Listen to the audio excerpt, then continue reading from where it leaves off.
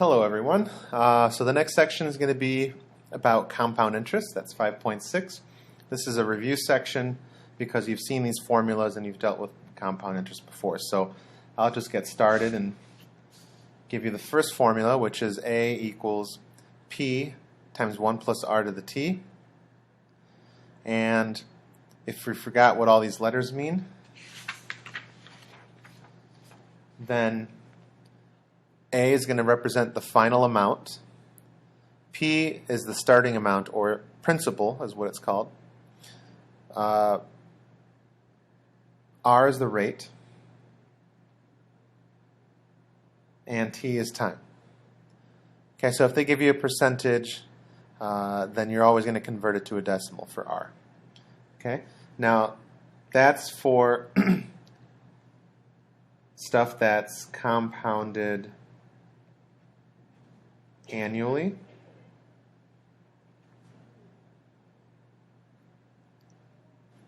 Okay. For things that are compounded more than once a year, it's a very similar formula. It's going to be P times 1 plus R divided by N to the NT. And now we're going to add in this extra N. N is going to represent the number of compoundings per year. So for instance, if they say compounded quarterly, quarterly means there are 4 times that you're going to compound. If it's compounded weekly, then there's going to be 52 compoundings a year, so that'll be 52 for N. Daily would be 365. Okay, so that's kind of what you have to look out for. So this would say something like compounded, monthly, quarterly, etc. Okay, so these are the key words you're going to look out for. And then the last one that you guys have seen before is A equals P times E to the RT. And there's nothing new in here. E is not a variable. E is actually the constant 2.71 that we've been dealing with. It's the natural base for natural logs. Okay, so these are the 3 formulas that we're going to be working with in this section. You've seen them before, and here's what everything means. Okay, so we'll do a few examples. So let's say we have $10,000 will be invested at a rate of 7% per annum. Sometimes the book likes to use the word annum, that just means per year. Okay.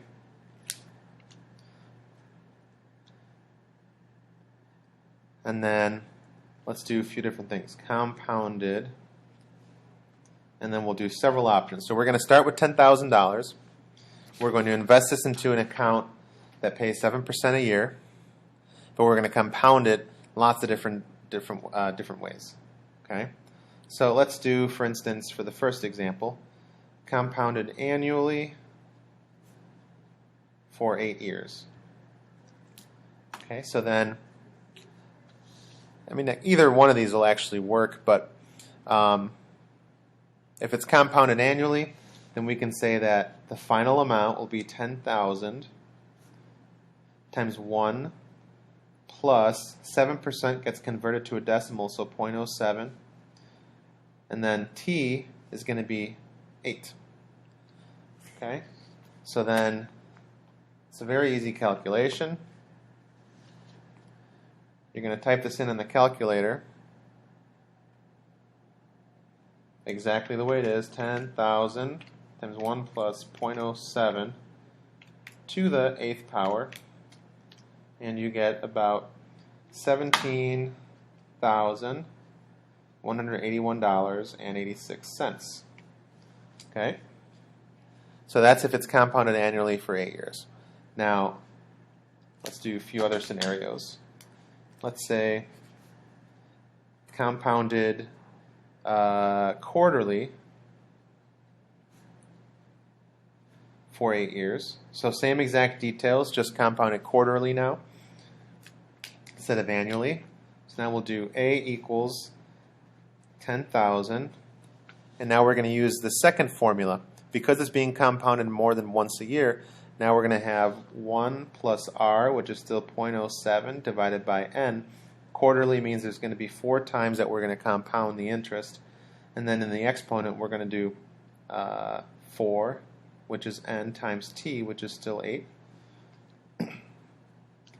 Okay, and then now when we type this in, you're going to have 10,000, 1 plus 0.07 divided by 4. And then I have a suggestion, depending on what calculator you have, when you do the exponent, it actually makes it a little exponent there, so you can type in 4 times 8, which is nice. If you don't have that feature, you got to make sure that you multiply the exponents first, so you do it to the 32nd power, or put parentheses around the exponent when you do it. Okay, and in the end, you get $17,422.13. So we've gotten a little better. Okay, I think you guys remember what happens. If we compound, let's say monthly, oops, spelled that wrong, monthly for 8 years. So same details, just changing it to monthly now. Now we're going to do A equals 10,000, 1 plus 0.07, and now we're compounding 12 times a year, so we're going to do 12 times 8. And if you type that in the calculator, the only thing that's going to change is the 4 becomes a 12, and this 4 becomes a 12. Oops. So 12 times 8. And now we get $17,478.26. So it's still getting a little better. All right, so the final one that we'll do is if it's compounded, and I forgot to mention this earlier, but compounded continuously. Those are the words that you're going to look for when you're going to use this formula, PE to the RT. So if it says compounded continuously,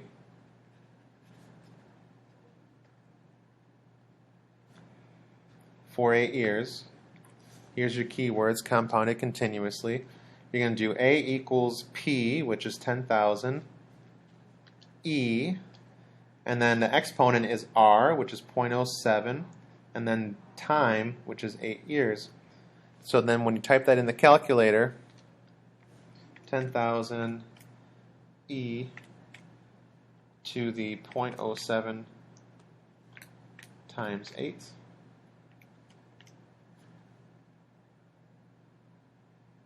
You get 17,506. Did I do that right?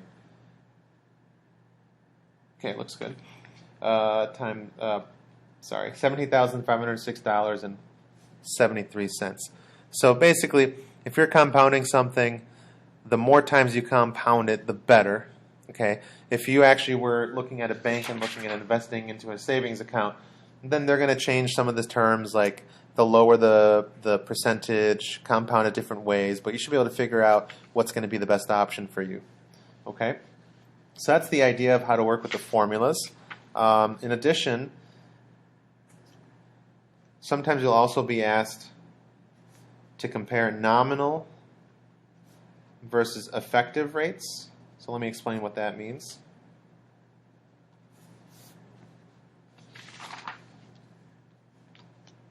Nominal, that's essentially what the bank is offering. This is what the bank offers. The effective is what you actually get.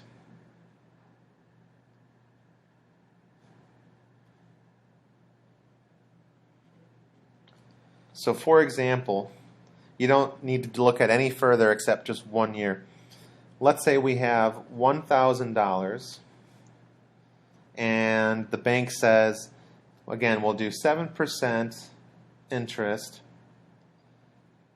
compounded monthly. Okay, so essentially what we do is work out the problem the nominal rate is going to actually be 7%. The effective rate, we're going to go ahead and compute what happens after 1 year. So after 1 year, if we're using our exponential or compound interest formulas, we're going to do 1,000 for the principal. Since it's compounded monthly, we do 1 plus 0.07 over 12.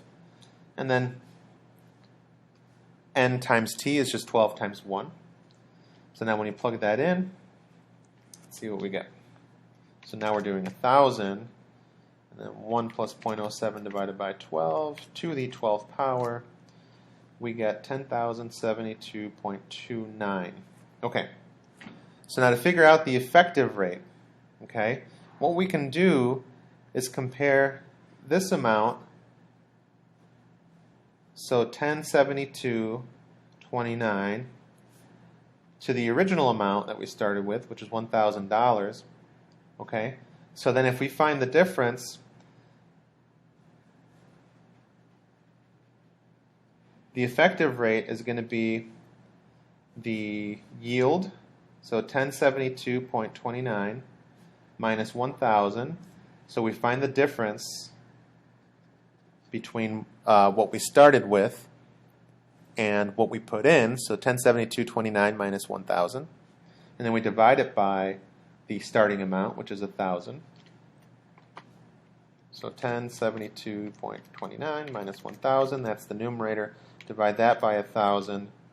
And now here's our effective rate. So we get about 0.07229. So what this is saying is that in reality, after all this compounding and all that stuff that the bank does, what we're really getting effectively is about 7.23. Well, actually, we'll go the whole way, 7.229%. Okay, so the bank will say 7%, that's what we're offering, but what you actually end up getting every year is about 7.229, because you can plug it into the formula, figure out the difference, and compare it to the original amount. Okay, so that's how you would do that. That's really all that there is in the section. The only other thing that you have to worry about is what to do if it's worded backwards. So like, for example, let's say a bank offers, let's see, 5%. Let's say it's compounded quarterly, and we have $1,500, so $1,500 is our principal. And now the question is, how many years until, we have, let's say, $4,000. Okay? So 5% compounded quarterly is what the bank's offering. We have $1,500 to put into the account. The question is how many years until we have $4,000. So look, we're going to figure this out using the formula. Since it's compounded quarterly, we're going to use A equals P times 1 plus R over N to the NT. Let's plug in what we know. We want to end with 4,000. We're starting with 1,500. We know the rate is 0.05. We're dividing by 12 because it's compounded monthly. And now our exponent, we know n is 12. And I don't know how many years I'm going to do this for. So that's going to be t. All right, so it's actually pretty straightforward. First thing we can do is divide both sides by 1,500 to try to get t as alone as possible. So now we get, if you convert the answer to a fraction, 8 thirds is going to equal 1 plus, and you know what, let's see if we can simplify that. Not really. So let's just leave it this way. Okay, so far we have 8 thirds equals 1 plus 0.05 over 12 to the 12 times t. If we're trying to get t alone, we're stuck, right? Just like we always do when we get stuck, we're going to switch this to log form. So now the next step is to say log base all of that, 1 plus 0.05 over 12 of 8/3, and then that's going to equal the exponent, which is 12t. Okay, so if you convert this to log form, either base 10 or natural log, I'll do natural log of 8/3. I'm going to divide this by natural log of 1 plus 0.05 over 12. That's going to equal 12t. So then sorry about that. So then after you convert it to base e logs or base 10 if you want, doesn't matter. The last step we're going to do is to divide by 12. So if I divide by 12, that just puts a 12 down here in the denominator. So then t, now we can type this in the calculator and we're done. So let's see what happens. So natural log of 8/3. Then we're going to divide that by, put parentheses around the whole thing, so 12 times natural log of 1 plus 0.05 divided by 12.